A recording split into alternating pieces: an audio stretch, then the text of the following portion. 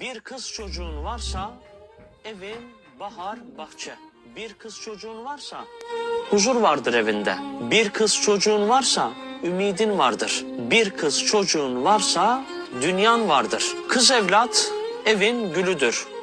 Bazen bir arkadaş, bazen bir sırdaş, bazen de en güzel yoldaştır. İnsanın kızından daha iyi bir arkadaşı yoktur. Bir kız çocuğu doğduğu anda bir anne doğmuş olur. Kız çocuğu sadece evlat değildir. Kız çocuğu cennetin anahtarıdır. Mutluluk kelimesinin vücut bulmuş halidir.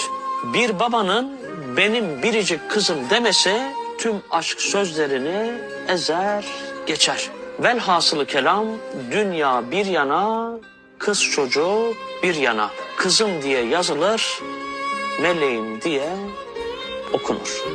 Vesselam.